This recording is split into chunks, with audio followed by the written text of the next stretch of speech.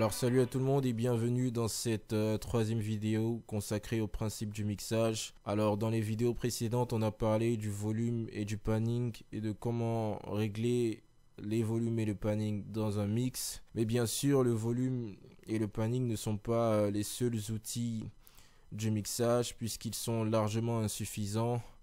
Et les compresseurs dont on va parler dans cette vidéo viennent justement pour compenser l'une de ces insuffisances, l'un de ces problèmes qu'on a pendant le mixage. Alors, quel est ce problème-là? Ce problème-là, c'est tout simplement les variations de volume qu'on peut avoir quand on enregistre, par exemple, une voix, quand on enregistre un musicien, quand on enregistre une guitare, un piano, bref. Toutes les variations de volume qu'on a quand on enregistre un instrument. Alors j'ai préparé un exemple ici très rapidement. C'est une petite composition rapide juste pour vous montrer de quoi il s'agit. Alors je vais vous demander de prêter attention à cette voix ici quand je vais jouer. Et de surtout prêter attention aux variations de volume. Voilà, donc je vais jouer et on écoute très rapidement. Fuck what you heard, it's a got to get dirty. Fuck what you heard, it's a got to get dirty. Fuck what you heard, it's a got to get dirty. Voilà, je pense qu'on peut remarquer très rapidement qu'on a des variations de volume puisqu'ici le volume est très fort et juste après au niveau de la deuxième barre ici, voilà, on a une baisse considérable du volume. Alors comment régler ce problème? Dans un premier temps on peut se dire qu'on peut utiliser une automation. Alors si vous venez ici en haut à gauche du sample, vous cliquez sur Automate, volume. Voilà, ce qu'on peut faire dans un premier temps c'est voilà, baisser ces volumes ici qui sont forts et garder cette deuxième partie là intacte au niveau du volume. Donc on va voir ce que ça donne. Fuck what you heard, it's a got to get dirty. Fuck what you heard, it's a got to get dirty. Voilà, donc on voit déjà que c'est beaucoup mieux. Mais vous vous imaginez que si vous avez enregistré un couplet qui est beaucoup plus long que ça et que vous avez à mixer tout un morceau, vous n'allez pas passer tout votre temps à dessiner des automations comme ça partout dans la playlist. En plus, il va falloir être beaucoup plus précis au mixage, donc ça devient compliqué. Et c'est pour ça justement qu'on a le compresseur, puisque le compresseur va nous aider à automatiser ce processus-là. Voilà. Donc, je vais assigner notre sample à la première piste du mixeur. Et je vais choisir le Fruity Limiter. Voilà, qui va nous servir de compresseur ici.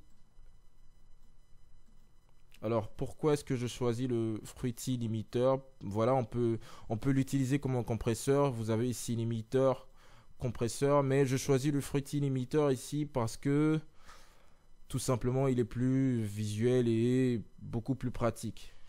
Voilà, si vous utilisez par exemple le Fruity compresseur ici, pour un débutant c'est beaucoup plus compliqué, voilà, puisqu'on n'a pas l'occasion de visualiser ce qui se passe. Donc on va utiliser le Fruity Limiter et je vais vous présenter rapidement les principaux boutons, les principaux réglages qu'on peut avoir dans un compresseur. D'abord on a le threshold. Le threshold c'est tout simplement le seuil à partir duquel on veut diminuer le volume, parce que le compresseur, ce qu'il va faire, c'est justement diminuer le volume des parties très fortes et garder les parties faibles plutôt intactes. Voilà. Donc le threshold ici, si vous regardez en haut à gauche de l'écran, par exemple à moins 16 décibels, voilà, on dit au compresseur que tous les sons qui vont passer au-dessus de ce seuil de moins 16 décibels devront être tout simplement diminués. Voilà, donc on va devoir baisser le volume de tous les sons qui vont passer au-dessus de ce seuil-là. Ensuite, on a le ratio. Le ratio, c'est tout simplement à quel point on veut baisser ces volumes-là. Voilà, est-ce qu'on veut juste les baisser un tout petit peu ou est-ce qu'on veut vraiment tout rabaisser au seuil de moins 16 décibels. Donc, si vous regardez en haut à gauche, vous allez voir des chiffres comme 8, 1 ou 4, 1. C'est tout simplement 4 décibels à 1 pour dire que tous les sons qui sont à 4 décibels au-dessus du seuil, au-dessus du threshold ici, vont être ramenés à 1 décibel. Voilà. Donc c'est un peu comme ça que le ratio fonctionne. Après, on a l'attaque. L'attaque, c'est tout simplement la vitesse à laquelle on veut que le compresseur commence à baisser le son. Voilà, donc si on a une attaque rapide, disons, on aura un compresseur qui va diminuer le son, qui va baisser le son rapidement comme ça. Voilà. Et si on a une attaque qui est un peu plus longue, eh bien le compresseur va prendre beaucoup plus de temps avant de commencer à baisser les sons ici. Voilà. Donc c'est comme ça que l'attaque fonctionne. Et après on a le release time qui est la vitesse à laquelle on veut revenir au volume initial une fois que le son ne passe plus, par exemple, le seuil du moins 16 décibels. Donc un release time rapide va ressembler à ceci. Et un release time un peu plus long peut ressembler à ceci. Voilà. Donc je pense que vous avez compris un peu les réglages de base du compresseur. Tous les compresseurs auront un threshold, un ratio, une attaque et un release time. Voilà. Donc je vais essayer de vous montrer comment on pourrait utiliser le compresseur dans cet exemple précis. Donc on a notre sample assigné à la première piste du mixeur. On va le jouer rapidement.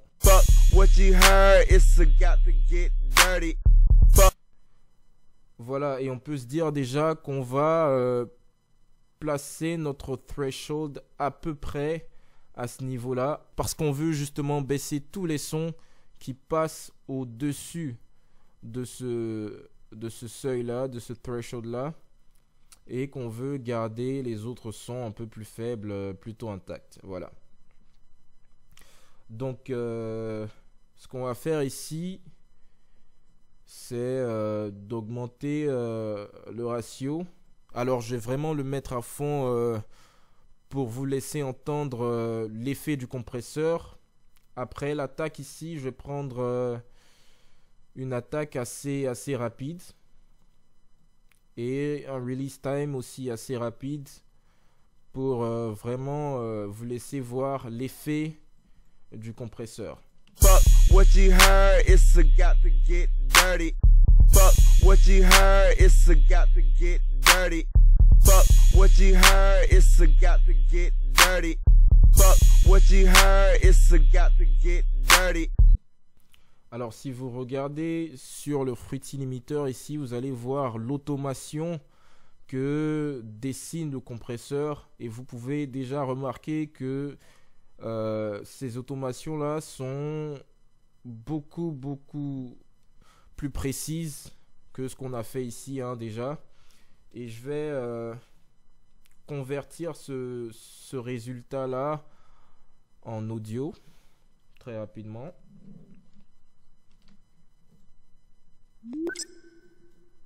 Voilà, et vous allez déjà remarquer qu'on a un volume qui est beaucoup plus égalisé. On a moins de variations. Tout est assez propre et c'est justement ce qu'on veut essayer de faire avec le compresseur. Fuck what you heard, it's a got to get dirty. Fuck what you heard, it's a got to get dirty. Fuck what you heard, it's a got to get dirty. Voilà, après, si on n'est pas satisfait, on peut toujours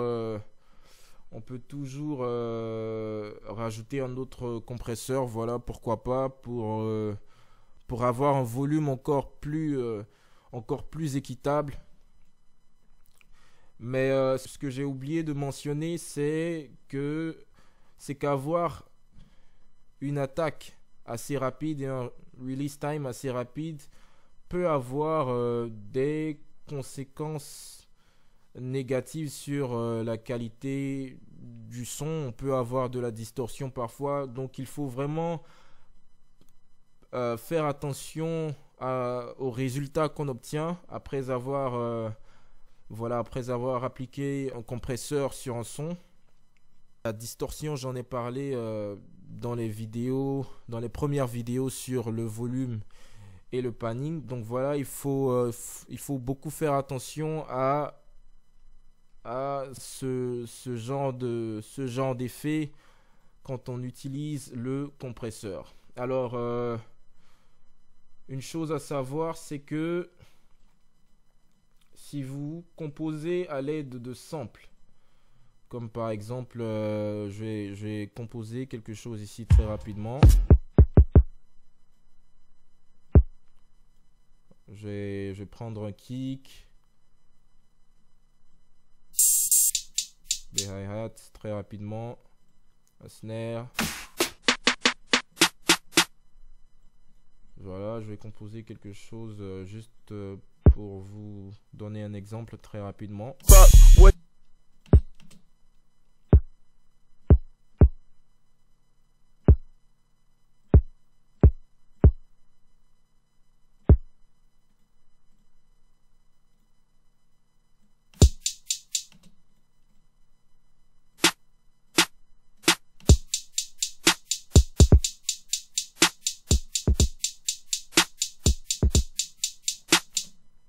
Voilà, si vous composez à base de samples comme ceci, comme la plupart des beatmakers le font de nos jours, si vous composez à base de samples, et je vais convertir tout ça en audio pour qu'on puisse voir concrètement ce dont je parle.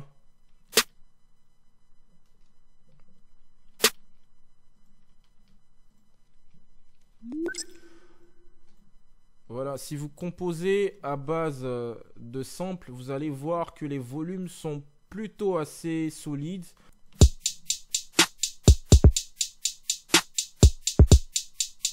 Voilà, il y a vraiment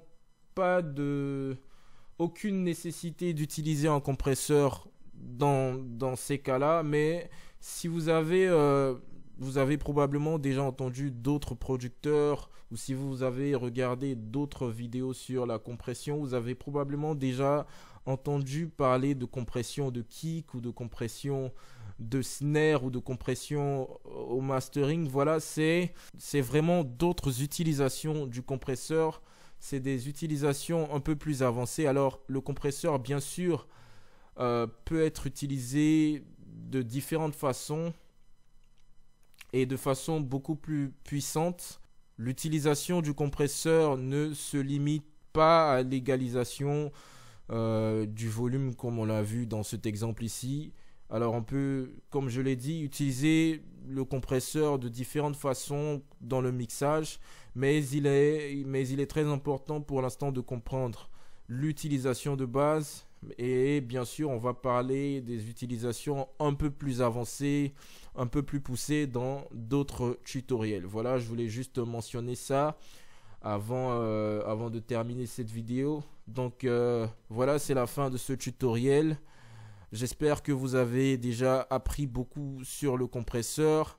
Et on se retrouve très bientôt pour une autre vidéo sur les principes du mixage.